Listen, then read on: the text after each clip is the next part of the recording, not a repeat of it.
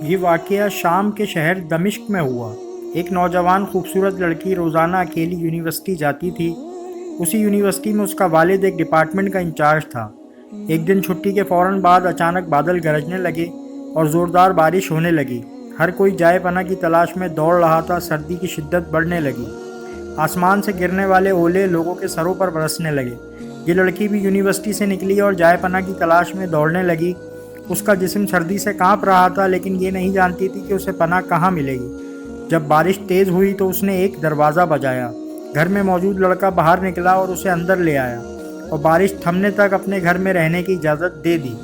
دونوں کا آپس میں تعارف ہوا تو معلوم ہوا کہ لڑکا بھی اسی یونیورسٹی میں پڑھتا ہے جہاں وہ خود زیر تعلیم ہے اور اس شہر میں اکیلا رہتا ہے۔ ایک کمرہ، برآمدہ اور باتھ روم اس کا کل گھر تھا۔ نوجوان نے اسے کمرے میں آرام کرنے کو کہا اور اس کے پاس ہیٹر رکھ دیا اور کہا کہ کمرہ جب گرم ہو جائے گا تو وہ ہیٹر نکال لے گا۔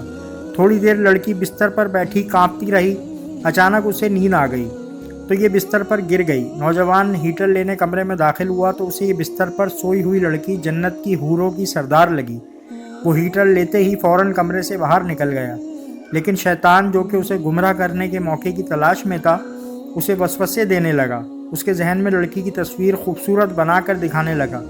تھوڑی دیر میں لڑکی کی آنکھ کھل گئی۔ جب اس نے اپنے آپ کو بستر پر لیٹا ہوا پایا تو ہڑبڑا کر اٹھ گئی اور گھبراہٹ کے عالم میں بے تحاشا باہر کی طرف دوڑنے لگی۔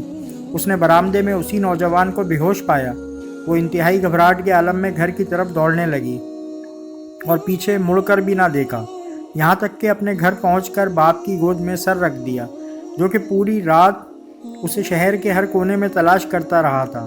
اس نے باپ کو تمام واقعات منو ان سنا دیے اور اسے قسم کھا کر کہا کہ میں نہیں جانتی جس عرصے میں میری آنکھ لگی کیا ہوا میرے ساتھ کیا گیا، کچھ نہیں پتا۔ اس کا باپ انتہائی غصے کے عالم میں اٹھا اور یونیورسٹی پہنچ گیا اور اس دن غیر حاضر ہونے والے طلباء کے بارے میں پوچھا تو پتہ لگا کہ ایک لڑکا شہر سے باہر گیا ہے اور ایک بیمار ہے، ہسپتال میں داخل ہے۔ باپ ہسپتال پہنچ گیا تاکہ اس نوجوان کو تلاش کرے اور اس سے اپنی بیٹی کا انتقام لے۔ ہسپتال میں اس کی تلاش کے بعد جب اس کے کمرے میں پہنچا تو اسے اس حالت میں پایا کہ اس کی دونوں ہاتھوں کی انگلیاں پٹیوں سے بندھی ہوئی تھیں۔ اس نے ڈاکٹر سے اس مریض کے بارے میں پوچھا تو ڈاکٹر نے بتایا جب یہ ہمارے پاس لایا گیا تو اس کے دونوں ہاتھ جلے ہوئے تھے۔ باپ نے نوجوان سے کہا کہ تمہیں اللہ کی قسم مجھے بتاؤ کہ تمہیں کیا ہوا ہے۔ باپ نے اپنا تعارف نہیں کروایا۔ وہ بولا ایک لڑکی کل رات بارش سے بچتی ہوئی میرے پاس پناہ لینے کے لیے آئی۔ میں نے اسے اپنے کمرے میں پناہ تو دے دی، لیکن شیطان مجھے اس کے بارے میں پھسلانے لگا تو میں اس کے کمرے میں ہیٹر لینے کے بہانے داخل ہوا۔ وہ سوئی ہوئی لڑکی مجھے جنت کی حور لگی۔ میں فوراً باہر نکل آیا، لیکن شیطان مجھے مسلسل اس کے بارے میں پھسلاتا رہا اور غلط خیالات میرے ذہن میں آتے رہے۔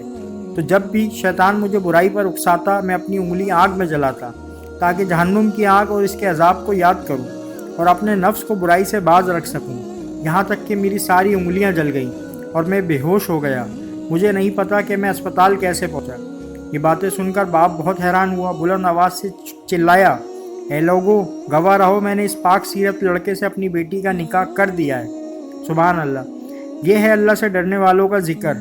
اگر اللہ کا خوف نہ ہوتا تو اس لڑکی کی عزت محفوظ نہ رہ سکتی۔ جو بھی لڑکا یا لڑکی ناجائز تعلقات قائم کرتے ہیں یا غیر شرعی دوستیاں یا محبتیں کرتے ہیں تو وہ اپنے اس برے فعل کو چھپانے کی حتی الامکان کوششیں کرتے ہیں۔ وہ چاہتے ہیں کہ والدین ان کے کاموں سے بے خبر رہیں، حالانکہ وہ یہ جانتے ہیں کہ اللہ ان کے ہر فعل سے باخبر ہے، پھر بھی ان کے دل میں اللہ کا خوف پیدا نہیں ہوتا۔ ایسا کیوں ہے؟ کیونکہ والدین نے بچپن سے ان کے دل و دماغ میں اللہ کے خوف کے بجائے اپنا ذاتی خوف، رعب و دبدبہ، سزا کا ذکر ہی بٹھایا ہے۔ اسی لیے آج وہ اللہ سے بے پرواہ ہو کر والدین سے چھپ کر گناہوں کا ارتکاب کرتے ہیں۔ اور ایسے بھی والدین ہیں جنہوں نے اپنی اولاد کی تربیت خوف خدا پر کی ہے، تو ان کی اولاد نے بھی ہمیشہ برائیوں سے اپنے آپ کو باز رکھا ہے۔ امید کرتے ہیں آپ کو یہ واقعہ پسند آیا ہوگا۔